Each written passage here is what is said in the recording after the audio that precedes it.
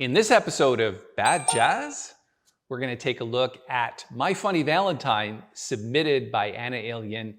And she has a great history of music in her family. She often gigs with her kids at weddings and things like that. So she's well on her way to becoming a better jazz piano player. And the focus of this particular episode is to help Anna out with some ideas for the introduction of the tune, for the head of the tune, especially the bridge. We're going to work a little bit on the bridge. We are going to talk about feel a lot in this video. So a lot of you who are struggling to make long soloing lines, feel is a really important part of that. So I'm going to focus on that, and then we're going to take a look at Anna's ending as well and try to give her a few ideas. Just before we get started, if you like videos like this one, give them a thumbs up, please. That really helps the channel. And if you'd like to subscribe to the channel, hit the little bell when you do, and we will notify you of all of the upcoming videos that we're making. All right, let's take a listen to Anna's performance.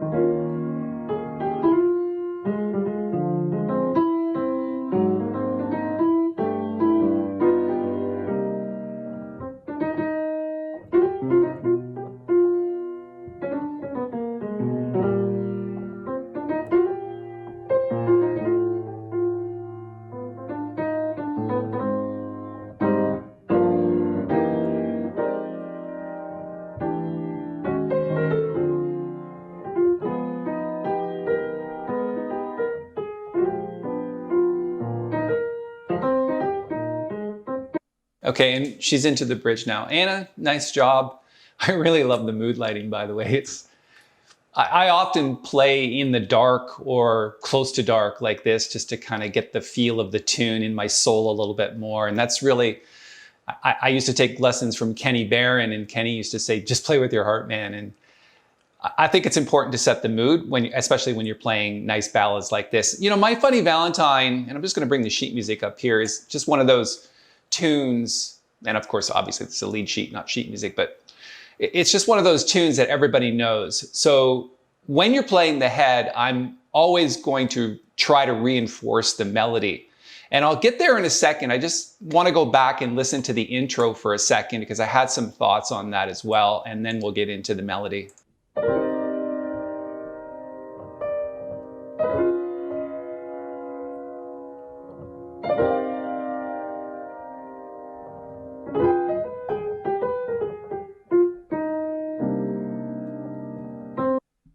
So some chords, obviously, and then you went to here, I think. Then you went to here, and then here. And when you got here, you went like this. Something like that. I don't think you need to do that. I don't mind the chord idea. I think it should be more in time though. So think about putting the left hand in there in a more prominent way. The chords are nice, C minor to D flat 7, sharp 11, those are nice. Obviously, tritone substitution of G, and you're just going back and forth between those two chords. I would focus a little bit more on the left hand because we don't have a bass player and a drummer in this situation. So you can make a bigger deal out of the left hand and maybe make time. So same chords, just something like this.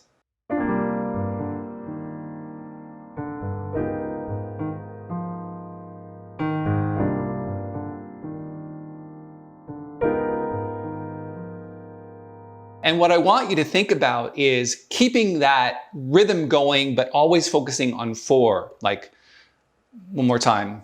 4. 4.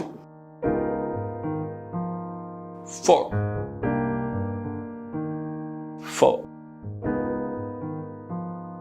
4.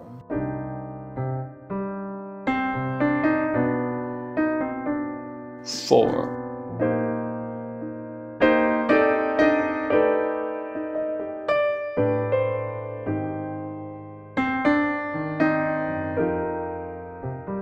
4, 2, 3, 4.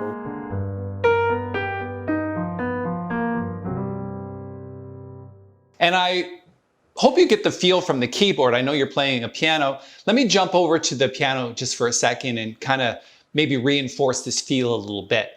And I've always felt that the introduction should set the pace of the song. Give it some life in the beginning, especially if you're going to play time.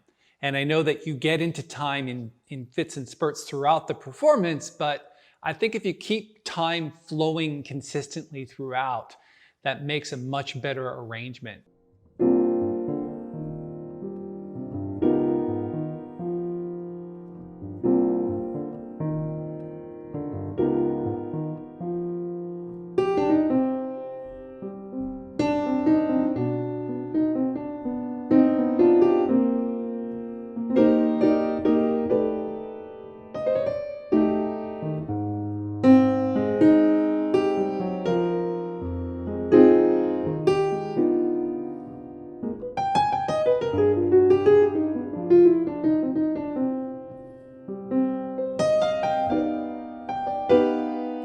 So you can feel that pace moving throughout. It's always thinking about 4 and the ands of each beat. It's like 1, 2, 3. Right? Just pushing that beat ever forward, but also laying back at the same time. All right, where we ended off the first time, we were almost at the bridge. So let's play that section now and see how Anna deals with it.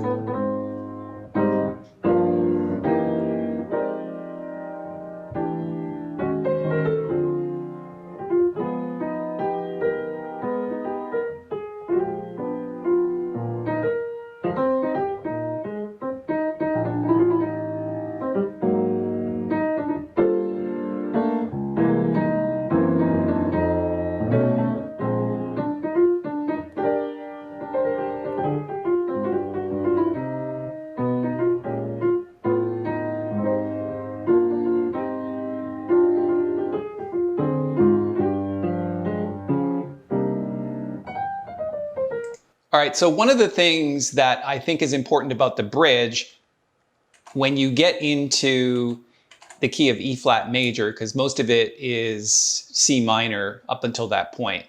And I think you really did a nice job of trying to get us to the bridge. In other words, the chord progressions that you use. I'm not exactly sure what you played, so.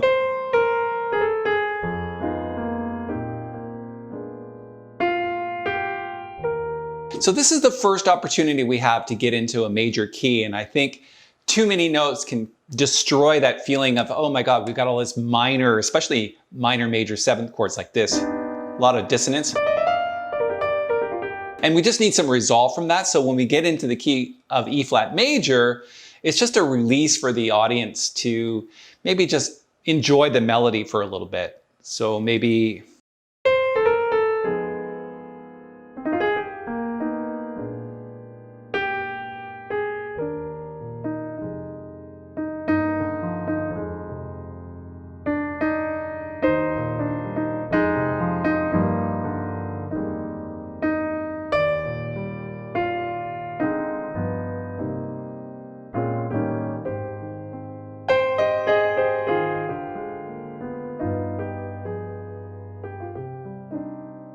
I'll probably have a few more ideas for the bridge. Let me jump over to the grand piano again and let me see how we can maybe make it a little bit better.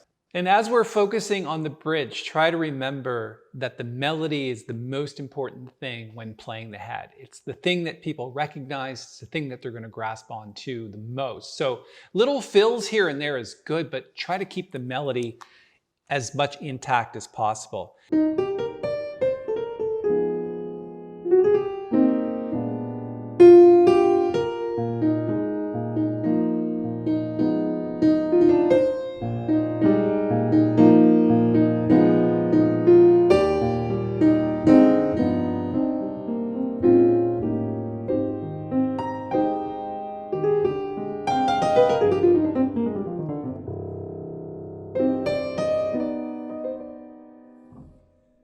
So of course, there's a lot of ways that you can approach the bridge, but I think using pedal notes kind of keeps the flow going, but it's almost like a little pause in between moments, yet consistency in terms of like the tempo of the tune. It's keeping the meter going, but at the same time, it's pulling back and saying, hey, here's a little reprieve from moving bass notes. Okay, Anna, we've done the introduction, a little bit of the head, we did the bridge section. Now you're about to get into your soloing. I know you play a couple of courses. We don't have time to hear it all. Let's hear the first part of your soloing.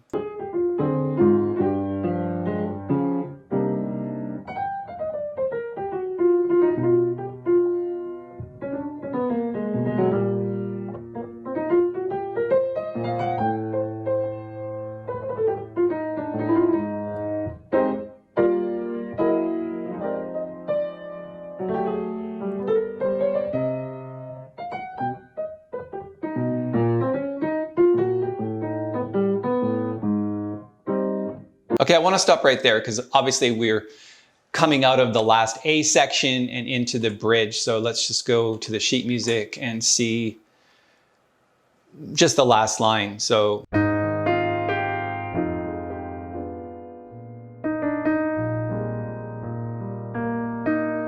And then try to build, maybe if you're going to go into halftime feel, which you did, you went into swing, just maybe set it up a little bit better. So one more time.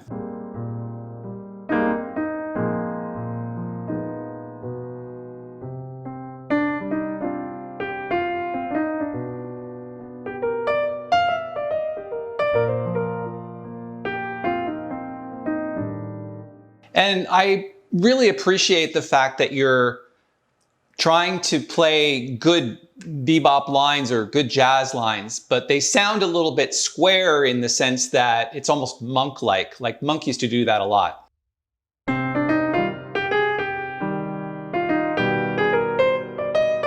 And it swings a little backwards. Like the difference between swinging and swinging backwards are two different things. You always have to think about 2 and 4, but also the ands as the backbeats. That's where the accents are. So if you do this, it's always going to sound square and backwards because it doesn't start on the correct beat. So maybe think about starting on the and of one.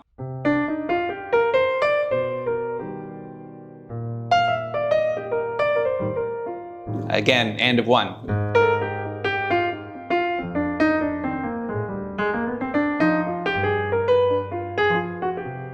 little harder on the keyboard for me to do that swing. Let me explain it a little bit better by jumping over to the grand piano and maybe give you some ideas for soloing. So for you, Anna, and everyone, I think we all need to make a better effort at understanding the way that soloing lines are put together. And I know that we try to think in long phrases, but without the language of those long phrases, it's really difficult. And one of the most important things about that is understanding how to swing. And I've talked about this before in other videos, and I really want to spend a little bit of time on it because I think a lot of people tend to swing backwards. They put the accents on the wrong beats. It's kind of like, and I'm going to exaggerate quite a lot here. So.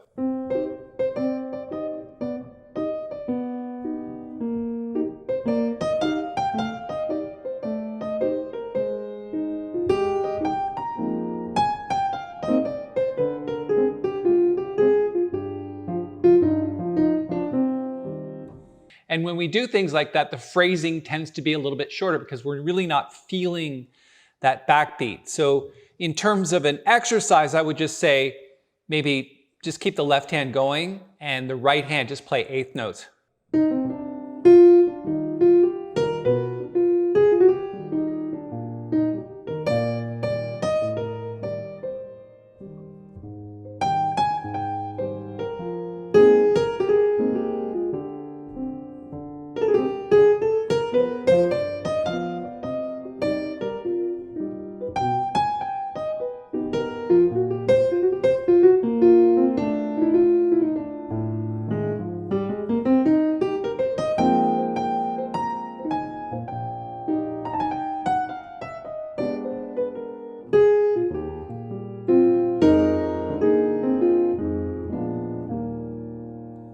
It's all about the ands, right? Instead of.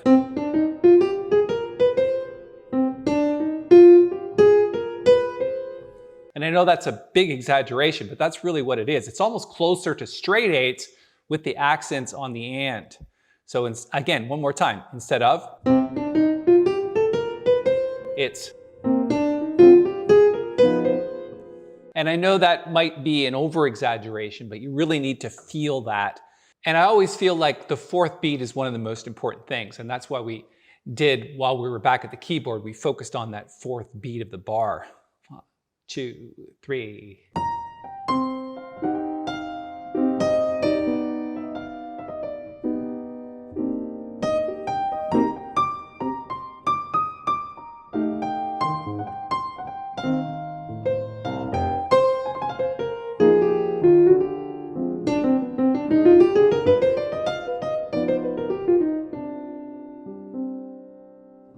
All right, let's see if we can catch the last 20 seconds or so of Anna's performance, see how she ends My Funny Valentine.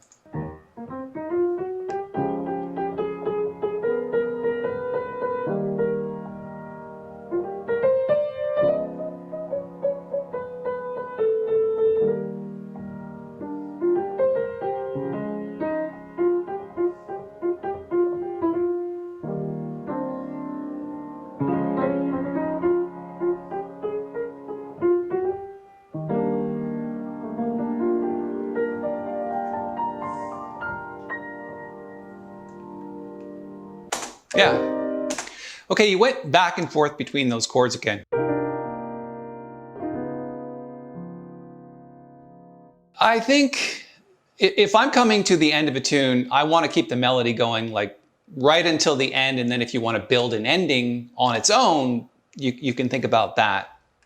Then if we go back to, like, say, the last 4 bars. Rubato.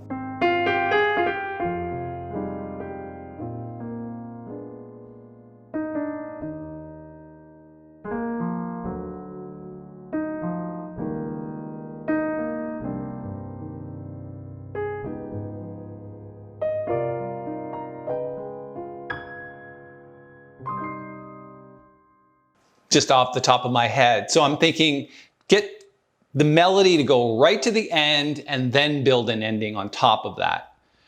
If we started on the last 2 lines,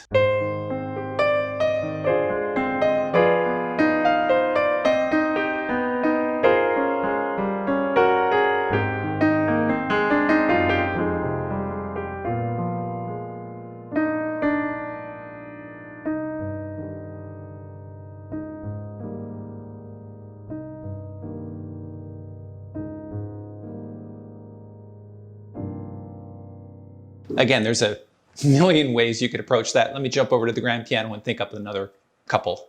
Now that we're back at the grand piano, for me, the ending of the tune is one of the most important things. And I've pointed this out in other Bad Jazz episodes as well, in that the player tends to tail off at the end of the tune rather than making a bigger deal out of it. And of course, it's important to be able to improvise a million different endings and have the language to do that.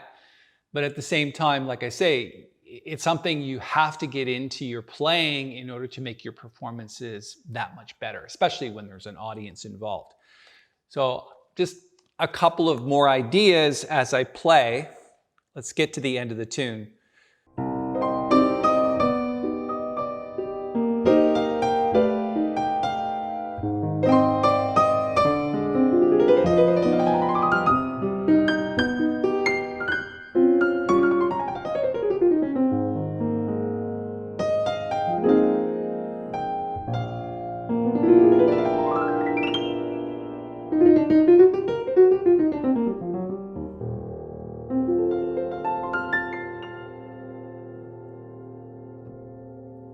So not necessarily arpeggios per se, but great runs, figuring out two-handed things, just something that makes the ending a little brighter. Anna, thanks so much for submitting your performance to this episode of Bad Jazz. I really appreciate it. And I hope you got some good ideas from it. And of course, everyone else as well. If you have any questions or comments about what we've talked about here today, you can post them below. If you're looking for another episode of Bad Jazz, you can click this one right here.